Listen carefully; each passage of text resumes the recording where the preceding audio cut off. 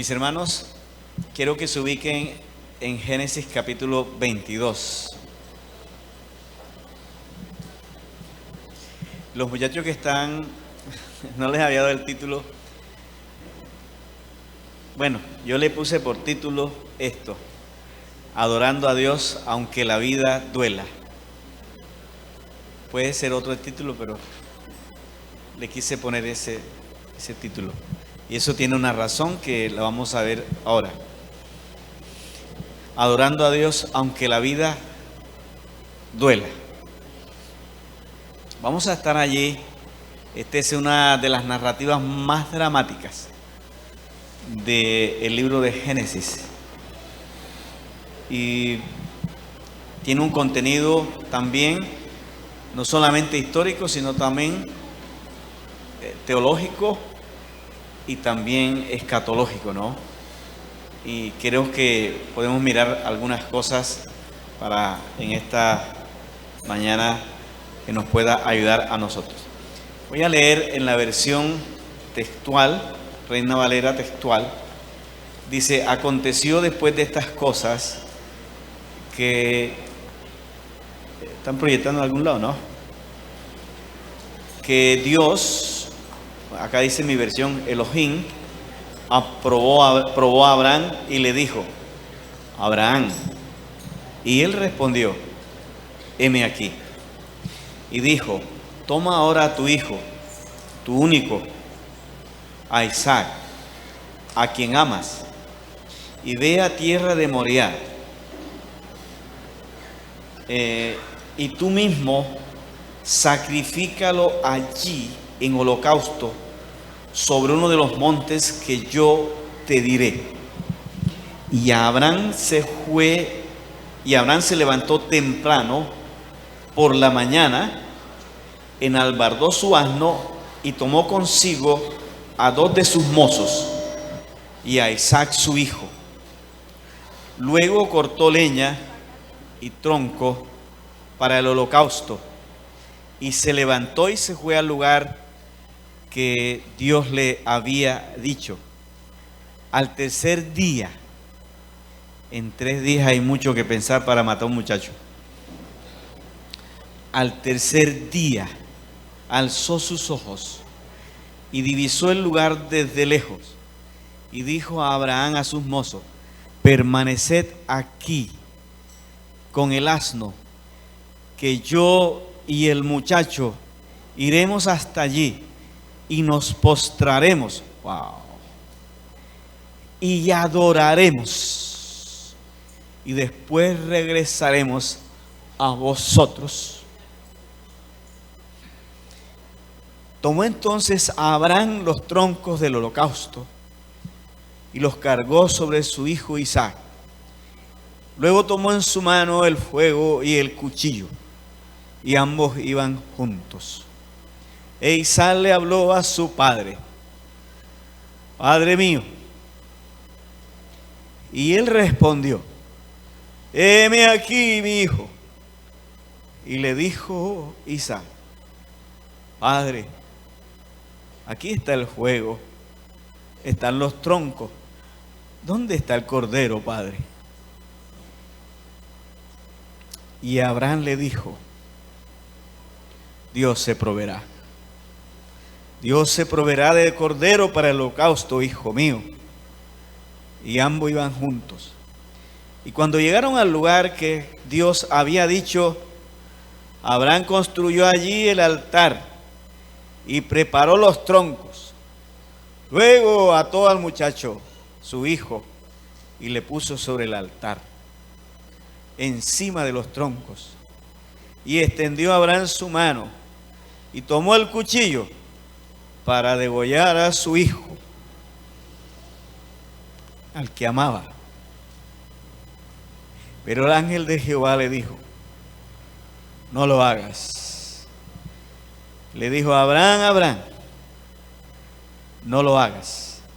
No extiendas tu mano contra el muchacho, ni le hagas nada. Le dijo: pues ya conocemos que temes a Dios, por cuanto no nos negaste a tu único, a tu hijo. Que el Señor nos bendiga por su palabra.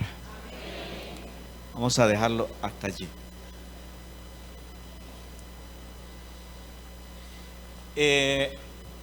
Para hacer la introducción a lo que voy a decir, les digo lo siguiente. Abraham es el ícono más grande de fe del Antiguo Testamento, solamente superado por nuestro Señor Jesucristo. Las tres grandes religiones del mundo monoteísta tienen a Abraham como su padre: el judaísmo, el islam y el cristianismo. Abraham es nuestro padre. Eso es un hecho. Es el personaje del Antiguo Testamento más citado en el Nuevo Testamento. Y el Nuevo Testamento 2 veces lo llama padre de la fe.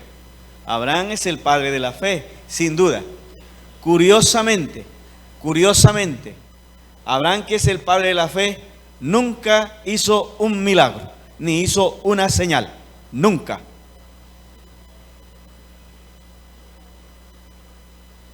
Porque la fe de Abraham no se mide por asuntos sobrenaturales, sino por su amor a Dios. Y eso es algo extraordinario. Mucho cuidado con eso.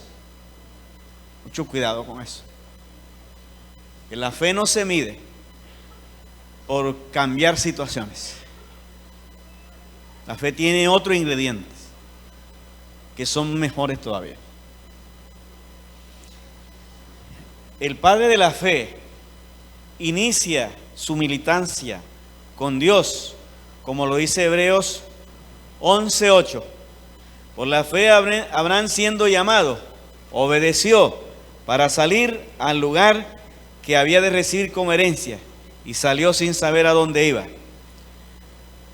El escritor de Hebreos dice que la vivencia de Abraham empieza con un llamado de Dios. O sea, no es una iniciativa de Abraham, fue iniciativa de Dios. Abraham no estaba buscando a Dios cuando Dios lo llamó, ni Abraham estaba haciendo nada cuando Dios decide darle una promesa.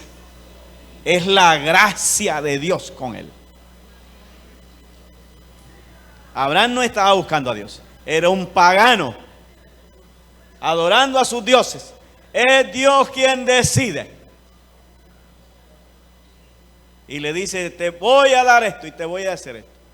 Y es Dios quien se compromete unilateralmente sin que Adán se lo pida. Esos son los actos de gracia del Señor. Y ahí empieza su proceso.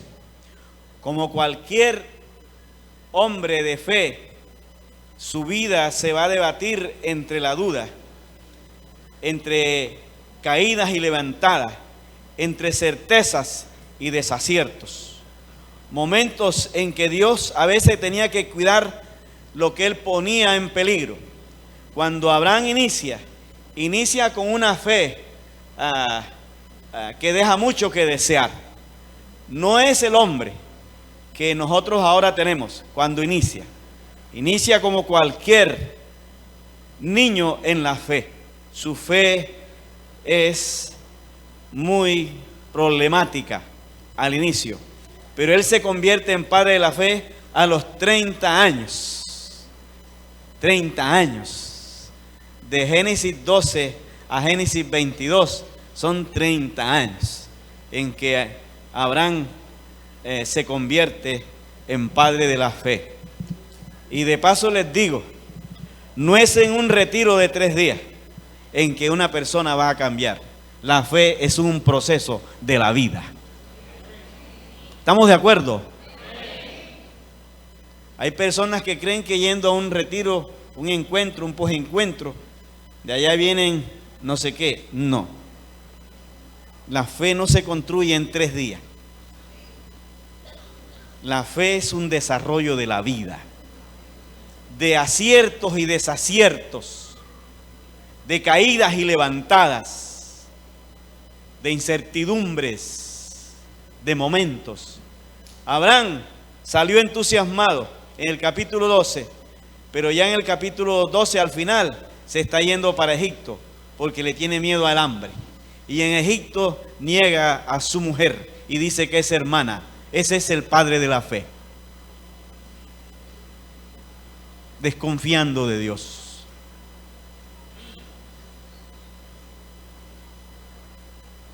Ese es el padre de la fe.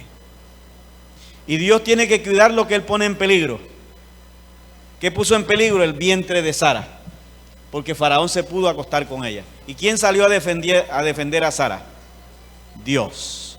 Dios se le apareció a Faraón de noche. Fíjense que Dios también le habla a los inconversos, ¿sí o no? No estén creyendo que Dios nos habla nada más a nosotros. Y Dios se le aparece a Faraón y le dice, no toques a esa mujer, porque si la toques, te mato. Y esta mujer, ¿quién es? Esa es la esposa de este. Y va y sale Faraón por ahora, ¿y tú por qué me mentiste a mí, oye? Y si el Señor me hubiera matado a ti por tu culpa. ¿Quién salió a cuidar el vientre de Sara? Dios. Cuando Elimelech también, ¿cierto? También salió Dios a cuidar el vientre de Sara. Miren para acá lo que les voy a decir.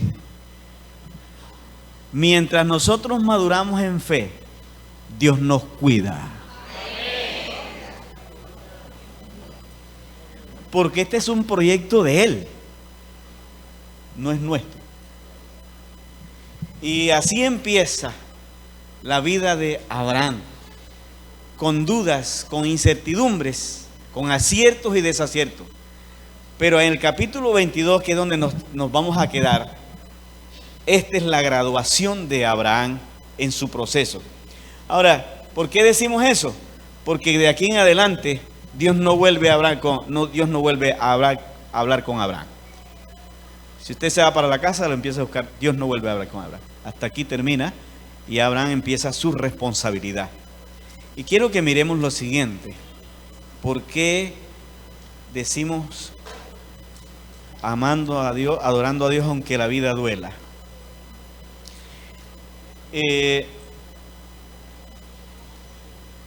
Miren la petición que le hace el Señor.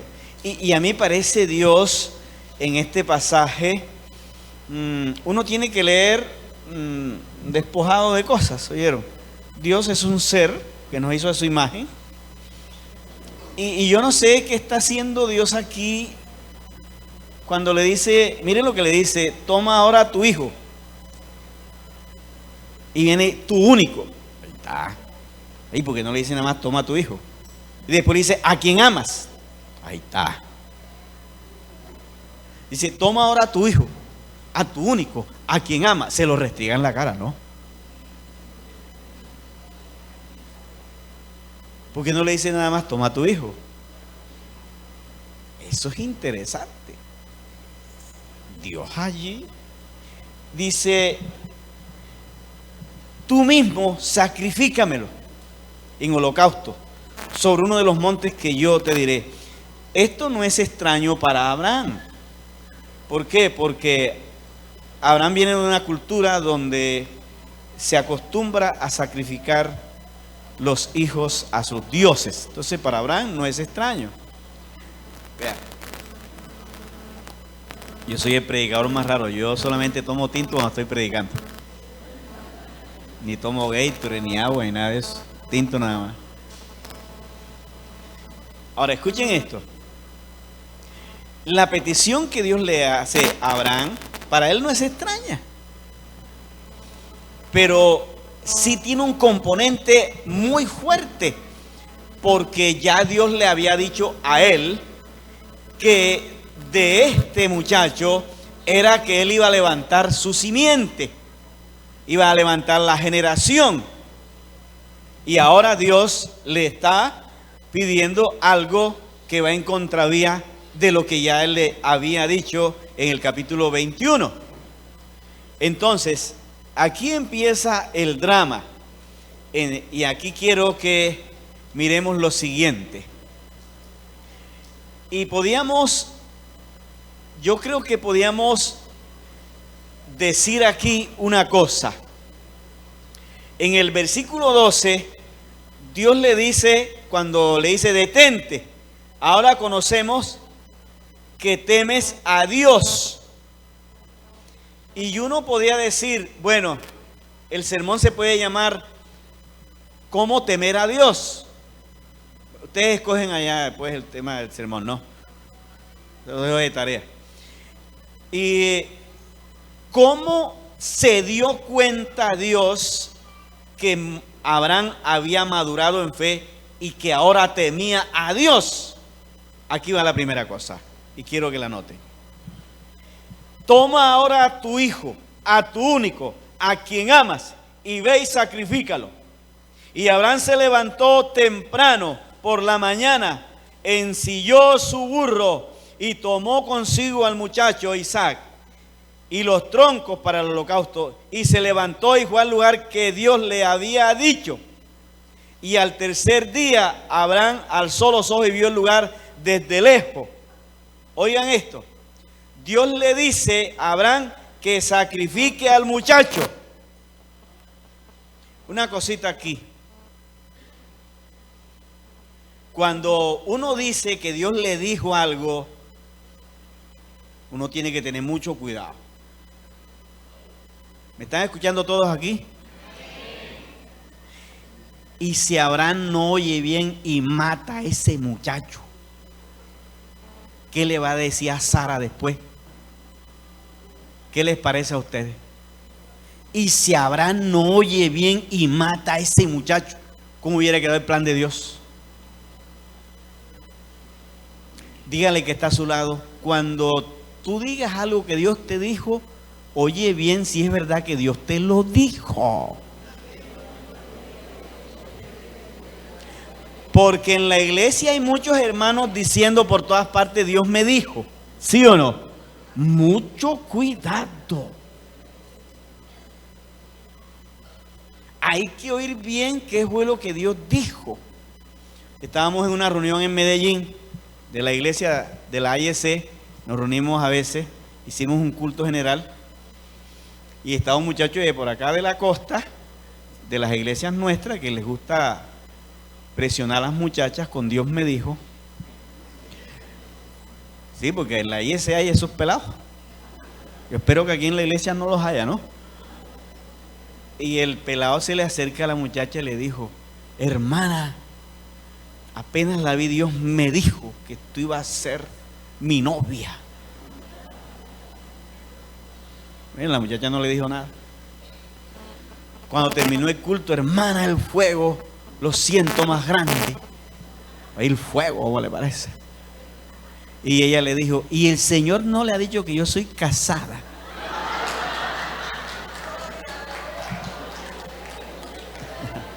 ¿No le parece?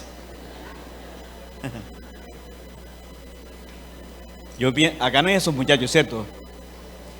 Oye, las muchachas que están aquí, no se dejen meter ese cuento. Si un muchacho viene a decirle, no, Dios me dijo, deja que me diga a mí también. ¿Sí o no? ¿Cierto que así es? Mucho cuidado con eso. No, hermano, que Dios me dijo que tengo que hacer este negocio. Hermano, Dios me envió acá porque usted me va a prestar 100,000 pesos. Dios, espere que me hable a mí también porque... Y ahí, hermano, vivo así en la iglesia, ¿cierto? ¿Qué tal si Abraham no oye bien? ¿Cierto? Bueno, eso es algo que les quería dejar ahí la nota. Pero aquí lo que quiero mirar es lo siguiente. Dios le dice a Abraham que le ratifica y dice, toma a tu hijo a quien amas. Y era verdad que él amaba a su hijo. Ese es el hijo que había esperado por años, por 25 años. Y ahora tiene 15 años, un joven. 16 años tenía más o menos Isaac. Tenía los rasgos de él, se parecía a él. Y entonces Dios mismo reconoce que Abraham tiene su corazón inclinado hacia el muchacho. Pero cuando Dios le hace la petición a Abraham, Abraham muy temprano sale a sacrificar al muchacho. ¿Qué nos enseña eso a nosotros que estamos aquí sentados hoy? Que Abraham decide entre lo que ama y Dios. Eso. Abraham decide entre lo que ama y Dios. Y decide por Dios. Oigan eso. Y en esta mañana la pregunta de nosotros es: ¿qué está compitiendo en nuestro corazón con Dios? Y aquí entonces aprendemos que Abraham, como padre de la fe, demuestra su temor eligiendo entre lo que ama y Dios, y elige por Dios. Y es difícil elegir por Dios para seguir amando al Señor. Cuando tuve mi experiencia, este sermón, yo lo había predicado antes de vivir mi experiencia. Cuando mi hija, que tenía 20 años, porque ella murió de 21, ya estaba terminando su carrera, era muy bonita, una persona muy elegante. Bueno, salió a la mamá, ¿no? Y mi hija allí, en su lecho, nosotros íbamos a visitarla el domingo en la mañana, donde lo más terrible para usted es cuando que usted ve a su hijo que se va perdiendo en una cama y se va metamorfoseando. Y lo que va quedando allí es un saco de huesos. Y tu hijo va desapareciendo. Eso duele.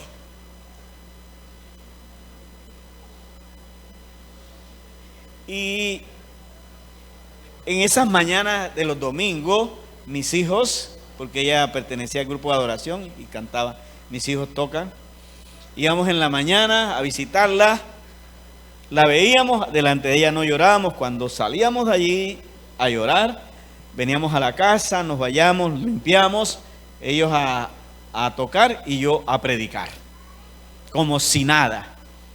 Recuerdo que un compañero del seminario en esos días me fue a ayudar a predicar. Llegó temprano y él me dijo: ¿cómo estás? Y yo le dije yo ese día estaba indignado, estaba angustiado. Ya eran 4 meses sin respuesta. Y yo le dije: ¿cómo se puede sentir uno sirviéndole a un Dios que no le escucha? Así fue mi respuesta ese día. Pero aquí estamos, le seguimos sirviendo, le dije.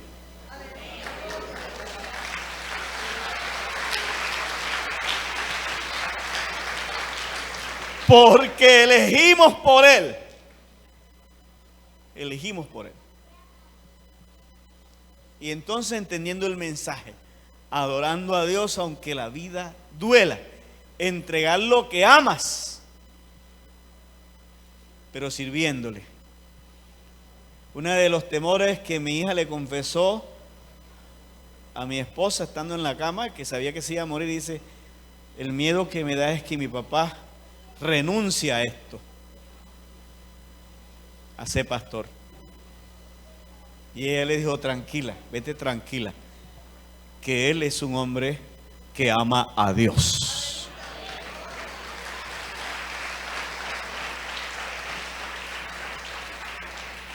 Decidir amar a Dios, aunque sea Él quien nos despoje de lo que amamos. Lo más difícil es ponerle la otra mejilla a Dios. Y recuerdo que después de 2 meses que mi hija falleció, los amigos nos dijeron que nos viniéramos por la costa. Yo tengo amigos en todas partes, porque en todas partes es la iglesia de la Iglesia de los Pastores. En Barranquilla, en Cartagena, en Santa Marta. Desde Sincelejo, Montería, salimos en el carro porque queríamos huir del dolor. Y nos fuimos casi 1 mes y regresamos a la casa al mes. y el dolor regresó con nosotros. Y en mi angustia, a los 2 meses, estaba en el baño un domingo, antes de ir a la escuela dominical, me puse a llorar. Y le dije, yo te he servido, ¿por qué no me oíste mi oración? Y cuando estaba metido en ese momento, allá adentro de mí hubo una voz que me dijo, lee.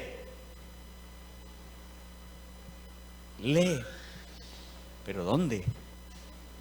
Y en ese día me puso a leer Juan 17, 10. Solamente la primera parte. Y ese día cesó mi dolor para siempre, hasta el día de hoy. Y entendí entonces que Dios me había hablado. Juan 17, 10. ¿Ya lo tienen allí? ¿Cuántos creen que cuando Dios va a hablar no hace exégesis? ¿Cierto que así es? Cuando Dios le va a hablar una palabra no hace exégesis. Mire lo que dice: todo lo mío es tuyo y todo lo tuyo mío.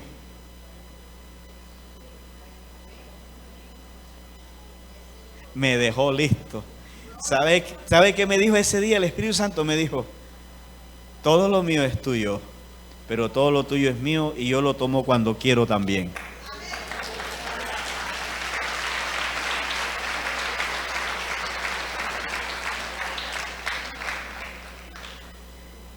Eso es.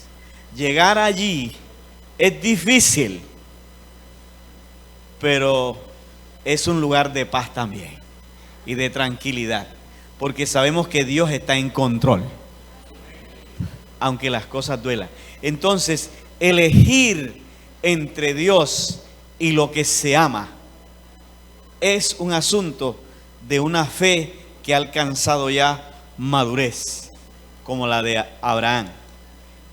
En segundo lugar, miren lo que está pasando en el relato. En el versículo 5, él dice algo interesante. Dice: y dijo Abraham a sus mozos, permaneced aquí con el asno, que yo y el muchacho iremos hasta allí y adoraremos, y después regresaremos a vosotros. En otras versiones dicen: y nos postraremos. En la Reina Valera normal dice: y adoraremos. Oigan esto, miren para acá todos ustedes. Él le dice a los sirvientes: quédense aquí, que yo y el muchacho vamos y adoraremos y volveremos a vosotros. ¡Wow! ¿Cómo así que vamos a adorar si ese señor va a matar a ese pelado? Va a matar a ese muchacho. Y dice que va a adorar. Va a adorar a Dios. Si va a entregar el muchacho. Óigame bien. Párele bola aquí. Párele bola. Yo he dicho que la alabanza es para los nuevos y la adoración es para los maduros. Porque los que alaban le dan gracias a Dios por lo que reciben, pero los que adoran a Dios aunque Dios les quite. Aunque Dios les quite, adoran a Dios. Abraham no fue a buscar nada, Abraham salió a dar a su hijo y dijo que iba